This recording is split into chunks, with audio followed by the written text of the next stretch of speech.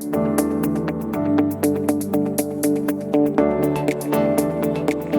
and welcome to another edition of the VenuePro Podcast. And thanks again for joining us. Today, we're very honoured and privileged to be speaking with Jon Dutton. Jon is the Chief Exec at British Cycling. He sits on the major events panel for UK Sport and was also the CEO for the 2021 Rugby League World Cup held in England. It was postponed to 2022 due to COVID, which I'm sure we'll talk about in a bit. He also received a very well-deserved OBE in 2023 for Jon's services to Rugby League. So, Jon, hello, and thanks so much for joining us today. Oh, thank you very much, Gary. My pleasure. Great. You've had a remarkable and varied career to date, stellar career. Could you talk us through your experiences in your career to date and how you got into sports management and operations in the first place? I've had a really privileged career, Gary. I've worked extensively, exclusively in sport for 30 years. I did a degree in sport management in Northumbria. I always wanted to be a professional rugby player. I was neither good enough nor brave enough to follow that particular dream. But yeah, I've just, I guess, landed in the right place at the right time with my first role, working on the European Golf Tour. I did some amazing things. The Ryder Cup in 1997 at Valderrama, which was Tiger Woods' first Ryder Cup, really gave me or cemented my passion for events. And I've sort of followed that through the rest of my career. I've worked in football, worked in cycling for a short period on the 2014 Tour de France Grand Départ, which I'm sure many people will fondly remember. And then spent 12 years in rugby league, working across 3 World Cups, 2013, 2017, and as you say, the planned World Cup in 21 that happened in 2022. And for the last 2.5 years at British Cycling. So yeah, just wake up every day, even though the job can be quite tough at times, just thinking what an incredible privilege to work with amazing people, amazing athletes, travel the world, and really celebrate how powerful sport can be. Yeah, absolutely. Sounds great. And can you tell us a bit more about British Cycling and your role as CEO and about the priorities you're focusing on at the moment and some of the challenges you're facing? Yeah, sure. I mean, British Cycling is a sizable organisation. If you think about cycling as a whole, the bike is an active form of travel. It's a life skill. It gives people freedom, liberation, adventure. And British Cycling, we're really keen to get behind and celebrate that. We are synonymous with our performance on the field of play. We're very proud of our riders, what we've done at an Olympic and Paralympic level across World Championships, European Championships, etc. But in March of this year, we published a new strategy which has 3 clear objectives. Number one, get more people on a bike and give them a great experience. Number two, win and win well, do the things that I referenced, but also as perhaps the largest cycling federation in the world, contribute more on a global scale. We're doing a lot of international relations work at the moment. And then the third area is to deliver social impact, and this is a fairly new area for British Cycling. It is in harness with our fantastic participation work that we've been doing for many years, but to make a societal contribution across health, productivity, growth, economic prosperity. When you think about that, it might feel quite a long way removed, a national governing body contributing to some of the nation's challenges. But I go back to what I said at the start, cycling is perhaps a bit different to many other sports where it can play such a pivotal role in people's lives. Yeah, and I think also it can, it straddles the age ranges as well. That's the great thing about cycling. It kind of, from the youngest to the oldest can cycle, and and you can cycle indoors, outdoors. That's the great thing about it. So I think it's universal. I describe it as ubiquitous, and we technically govern 7 different disciplines. There are so many more, and we send athletes around the world on things like snow bike and artistic cycling and things that we don't govern. And as you said, bikes, people who've been riding at home.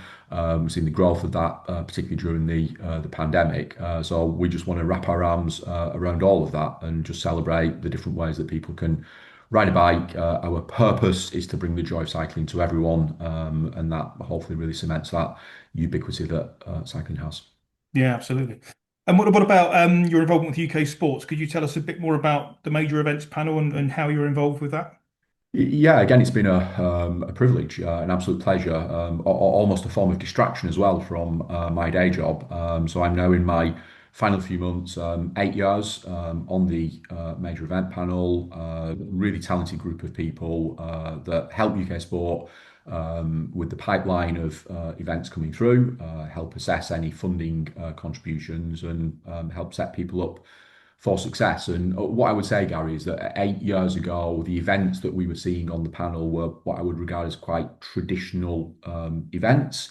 The events that we now see are a long way removed from traditional. And I think that if we think about things like the Olympic Games, the number of new sports that will compete in LA, the growth of the urban sports, all of that has just been yeah, it's been great to be a very small part of that and to help UK sport bring some amazing events to the UK, both big events, but also some smaller events and events now that are really making a difference in society as well as bringing people together and celebrating how amazing events can truly be. Yeah, and I guess one of the kind of the biggest events you were involved with was the Rugby League World Cup in 2021 stroke 2022. I guess that was one of your career highlights, but also I guess a major challenge navigating COVID and kind of all the stresses that must have delivered. Could you kind of just share your experiences and memories of that time and how you navigated the postponement due to COVID? Yeah, I mean, the first thing to say, I'm really proud of what the team achieved. We set out a vision in 2015, so 7 years before the tournament was held to deliver something that was inclusive. We had men, women, and wheelchair athletes competing on the same platform. We had an incredible social impact program focused on capital facilities, on mental well-being, on social care, and more. And we delivered a tournament that, yeah, wasn't straightforward. It was straightforward before the pandemic came, but postponement meant we had to regroup, had to negotiate. I think it was about 170 different agreements. We had to redo all our venue agreements, put our schedule back together, our commercial agreements, broadcast agreements. It was very challenging, and that resulted in some bumps in the road when we got to the tournament. We had to refund a lot of tickets. We came under some significant financial pressure. I think inflation went from something like 4% to 14% during postponement and so on. But yeah, a group of really talented people who were solution focused delivered a tournament. England won the wheelchair tournament in absolutely epic fashion. And we celebrated at Old Trafford, Australia being crowned men's and women's champions in pretty much full Old Trafford, despite the home nation not qualifying for either of the finals. So super proud, but also yeah, it taught me a lot about myself, Gary. It was not without challenge. No, absolutely. And we talked a lot to venue operators being a kind of venue management software company.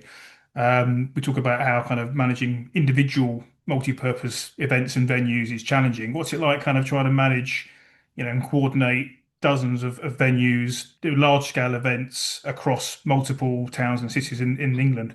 Yeah, it certainly stretched us. We had 21 venues. We had a lot of Premier League football venues. So when postponement came and the dates shifted slightly, that created a real drama in terms of renegotiation. We lost Anfield just because of availability and had to renegotiate with all the other venues. But yeah, I mean, the great thing about a sport like rugby league is it largely can go in, change the goalpost, remark the pitch, and stage it in a stadium-based environment.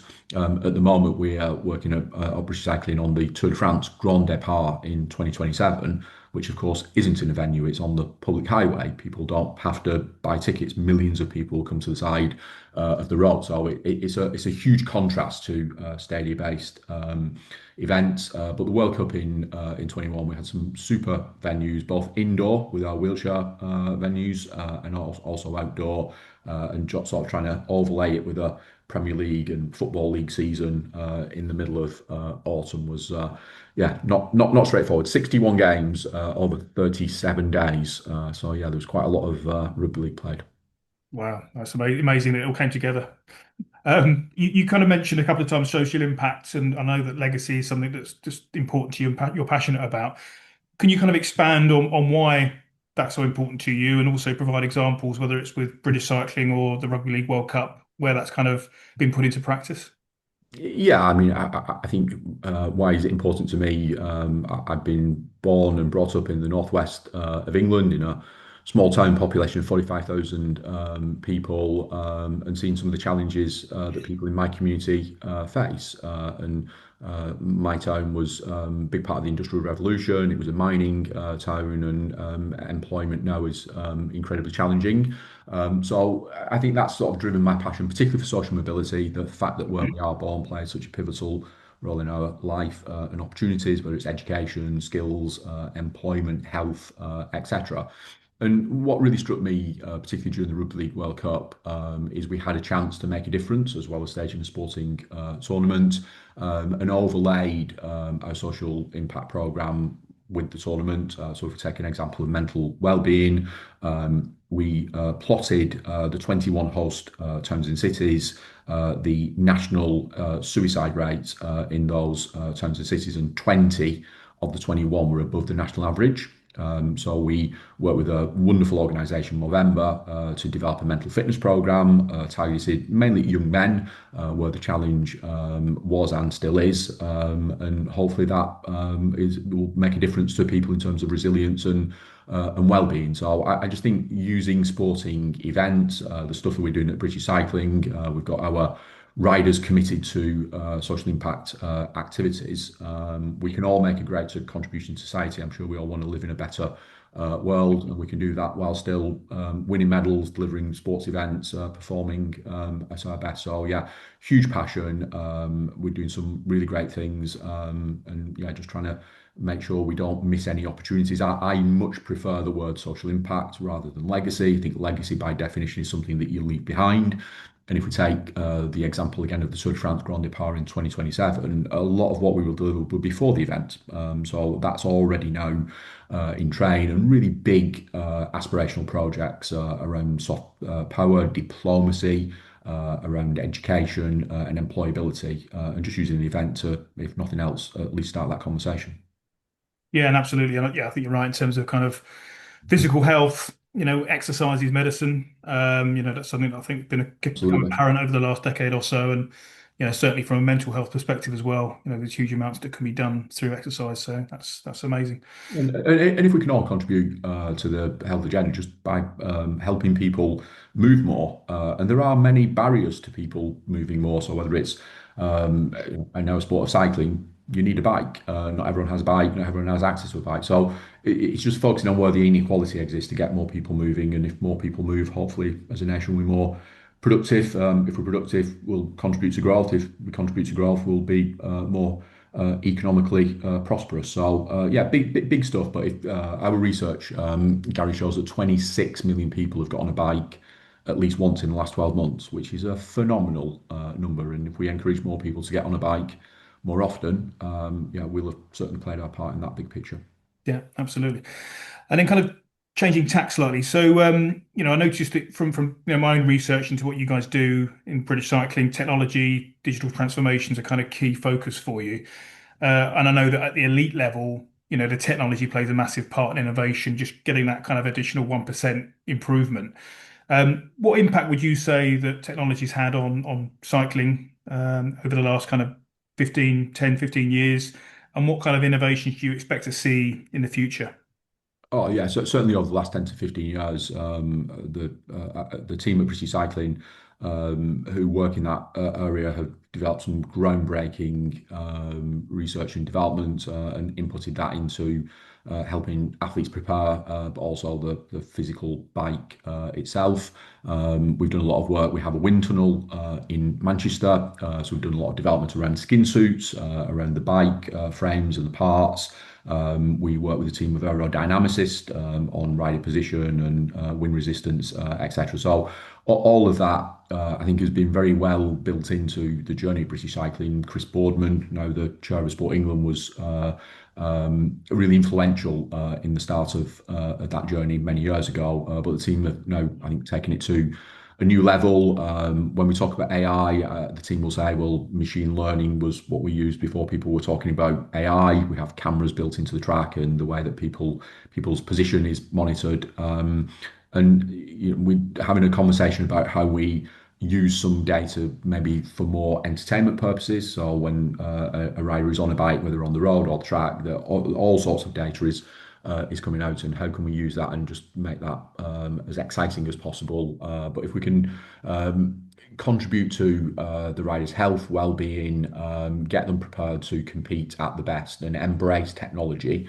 I think we've got a good track record of doing that, but technology continues to evolve every single day, and we need to stay ahead of the game and yeah, just embrace those new developments. And then from a business perspective, our digital transformation is across the whole of the organization. So all of the simple stuff like data, website, customer journey, but yeah, really stepping forward and trying to modernize the organization to prepare for hopefully a really successful future.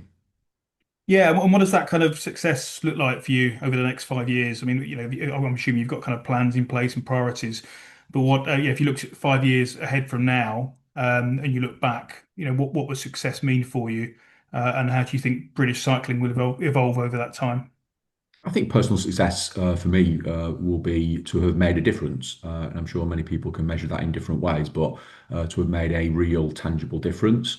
I think from an organisation perspective, to achieve financial security and stability, we've been very reliant on the government purse, and we want to drive more of our own commercial revenue to be relevant. I think it's super important in the ever complex world in which we live in that our sport is relevant. We've seen a really interesting and great growth in BMX freestyle, which is very closely linked to lifestyle and music and culture, and the same with people riding gravel off-road, but being relevant, reaching more people. So if 26 million people have got on a bike at least once in the last 12 months, we would like to reach more of those and have a relationship, and just yeah, being entrepreneurial and grabbing those opportunities. Tour de France Grand Depart in 2027 is a phenomenal opportunity. We think 10 million people will stand by the side of the road. We don't want that just to come and be a great event and to have disappeared. We want to be ready to capitalise on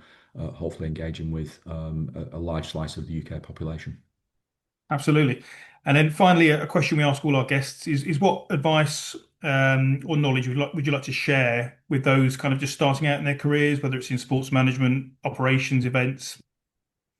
The advice I always give is follow your dreams. And I think if you have an ambition to work in the industry, in an ever-changing environment, which can be tough, just have a level of resilience and determination to follow your dreams. And it might not quite go in a straight line, Gary, as we both know. But yeah, just to have that aspiration and have the determination.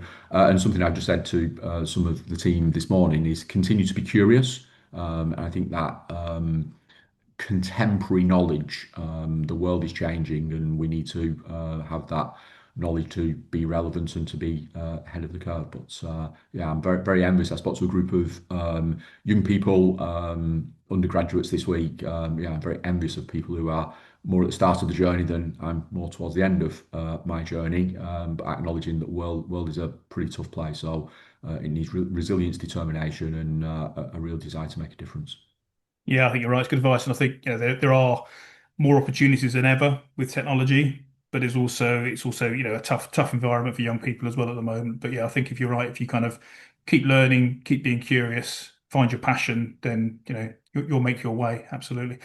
But no, thanks, John. Really good to see you. Thanks for spending some time with us today. It's great to find out about your background and your career to date. I'm sure there's lots more to come from you, and fascinating to hear about British cycling, your experience of the Rugby League World Cup and the challenges there, and also your general insights. So thanks for joining us, John. It's been a real pleasure.